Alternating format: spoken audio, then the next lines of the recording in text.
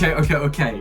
Ignore what I'm wearing, right? We need to talk about Doctor Who. I've just seen it, and it was brilliant. I'm going to break it down. I've got a massive theory to do with bi-generation, which people seem to be going, oh, but what's going to happen to David's Doctor? You know, there's two Doctors. I've got an answer for that, okay? And I think it's the direction they expected us to completely acknowledge, because it was actually stated in the episode, but I've seen so many people skip over it like it was nothing. But yeah, first of all, Toymaker, great villain. I'm rushing through this because this is mostly for the theory, and it's just a short but quick review. Toymaker was brilliant. I loved the way they portrayed how powerful he was. He played the character very, very well, and they definitely did a good job of kind of blending that family fun with the looming threat of how powerful this guy is. It did, though, feel like we didn't get much time with David's Doctor and the Toymaker facing off. Like, it felt like the way they built into the episode, like, this is going to be the threat of the episode that we're seeing. Like, the normal Doctor Who routine, they introduce the threat at the start of the episode, and then you bring the Doctor and the villain together, and then it's the Doctor trying to stop the villain throughout the whole episode, and they beat him at the end. That's not what happened here. The episode felt like it ran very, very quickly compared to the others. It felt like a short episode. It felt like a much shorter episode. It really felt like we'd just been introduced to this villain. He did bad thing. We realised he's bad, and he just immediately shot the Doctor. And by generation, which is something completely new, which I'm kind of interested by. I think I can imagine how it works, and it's really beneficial to the concept of rebooting this show again the same way they rebooted it back in 2005. So it's a great way to kind of differentiate that this Doctor is finally healed, so we can have good old fun, and this Doctor's just depressed and he needs time out.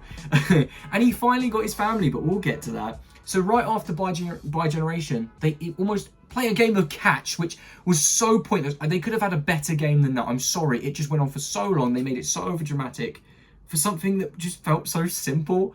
It was funny, it was a good laugh, but if they meant it to be serious, it didn't work. But yeah, they did that, and then suddenly he drops the ball and he's defeated and shoved into the box. And it's game over. And the episode had only felt like it had been on for about 20-30 minutes. We'd only just met this guy and now he was gone. So that's one downside, I would say. Interesting though, he kept mentioning about the Master being in his tooth. Even Shooty's Doctor reacted to that.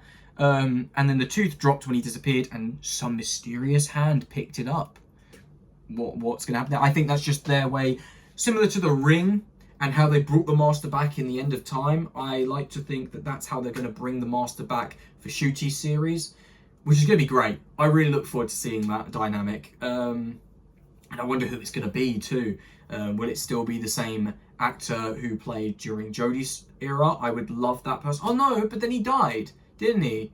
He also had to regenerate. He got killed at the end of the same time that Jodie ended up getting killed. Not literally the actress, the Doctor. I don't know why I need to specify that. And then, of course, David's version of the Doctor gets shipped off back home. You know, they've obviously split the TARDIS at this point, which we kind of assumed when he picked up the hammer. He was going to kind of knock the TARDIS into two. I mean, I made that assumption anyways. And now we have two Doctors. One of them is healing at home. He's with Donna and, you know, her family and friends. And he's finally living that life he always wanted to live. And it happens to be the one face that didn't get enough time. The one face that he didn't want to go. And I think that was a very beautiful circle to bring that back. And Shooty's Doctor is full of chaotic energy. He's almost completely brand new. He's refreshed. He's not dealing with all this heavy trauma. He's almost like a brand new reset of the Doctor. Youthful energy coming in, not just off of like the regeneration high, but he's just going for it. He's got so much energy brought to the right. I can't wait for Shooty to just be full on the Doctor that we see on screen every weekend. He's so good. He's so great at playing that part. It really brings me back to almost David when he was younger playing the Doctor, and especially the dynamic between Rose and the Doctor, like with Millie Gibson. So anyways, theory time. Bi-generation, sorry. How does it work? David is off at home, Shooty's up in the stars. How does this make any sense? Is there two Doctors in the same universe? You know, is David going to regenerate is a question I've seen a lot online. Yes. And I think it's already been said a lot in the show, and I think a lot of people have missed it. Multiple times throughout the episode, as soon as Shooty steps in, he's almost talking to David's doctor as if he's much older. Like he's got a lot more experience. And if we're considering that, like, he's just regenerated, if we take that by generation, we just say it's a regeneration, and it's like straight after, he is that same person, just not even a few seconds in the future. They're kind of, it's like a progressive timeline. They clash and they're kind of following each other's time stream, something like that. I think that's the best way I can explain it. He has no knowledge that suddenly comes to him after regeneration. We never saw 10 regenerate into 11 and suddenly just after regenerate he's like, I've had all these experiences and had time to heal in the millisecond that my face changed. No. Already that's number one that should hint at what I'm trying to say here. Number two, multiple times Shooty's doctor always reassures David's doctor, always talking to him as if like it's going to be okay. David's completely breaking down multiple times, and Shooty is talking from a place of experience, a place of growth, and he's always like comforting him, going, look, it will be okay. He even says in the TARDIS, David even says like, how do you know that it's going to be okay and this, that, and he goes, because we've healed, because I've healed, because I'm you, basically. He says that. And if that's not obvious enough, what I think has happened is, if we go from David's 14th Doctor's perspective, so we've just seen him now by generation, he's seen his past or his future self go off in another TARDIS that's kind of his TARDIS but not his TARDIS. He's flown away. So David then settles at home with Donna's family and he chills with friends. I think he lives to a very old age. I think the 14th Doctor keeps his face poetically for the longest. He lives to a very old age until he dies, basically. He hops off into his TARDIS one last time to say goodbye, and he begins to regenerate. Naturally, he goes to regenerate, but he's almost pulled, and he feels himself pulling and pushing out of another body, and he sees his own face, like looking into a mirror. He sees the 14th Doctor, his own face in front of him. He looks at himself and realizes he looks like Ncuti Gatwa, basically. He looks like the 15th Doctor that he saw bi-generate out of him. He realizes he is now in that position, and considering how long he spends with Donna's family and whatever, he's had time to heal. It's constantly said in the episode that the reason he needs to stop, even Ncuti Gatwa's Doctor's like, you need to stop. That's what he's saying. Even Donna clarifies, he's telling you, you need to rest. You need to give up. Just for a little bit. And then after having that rest, after having the family that he's always kind of wanted, having a peaceful life, a break, time to recover, time to understand humanity, he becomes that version of the 15th Doctor that we see fly off at the end of the episode. That is why he talks to himself with so much growth, almost. Talking to him about, with so much experience and almost wisdom, saying that we've healed, we're better now. You took time to heal, and you're going to take time to heal because I'm telling you the same way I told myself.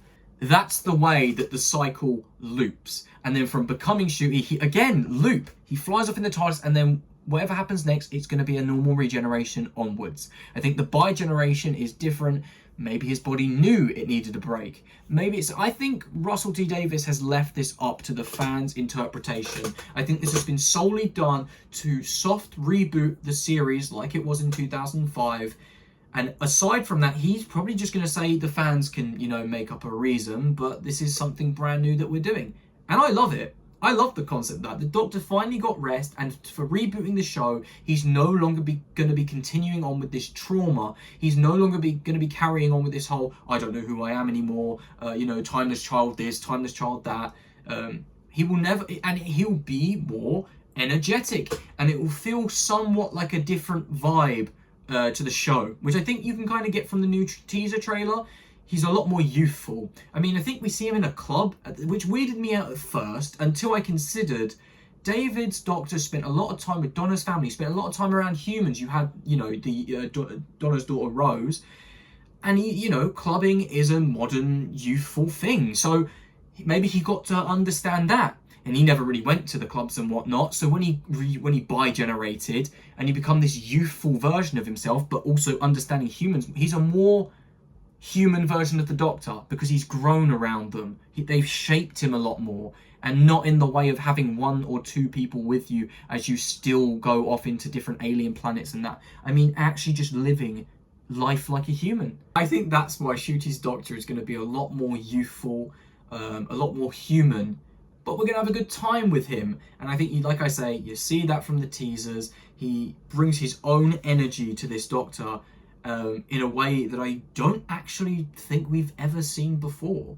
And I have no problem with it. I like it. This show needed something fresh and something new. Anyways, that is all for this video. Thank you so much for watching. I know it's a short one. I just wanted to break down my thoughts on the episode. The series as a whole, by the way, has been great. But this one, even though it felt a lot shorter, was miles better than the other 2, I will say. The first one, I'd also say, was the weakest. But yeah, thanks so much for watching. If you did enjoy, please like, subscribe, and I'll see you guys in the next video. Take care. You make me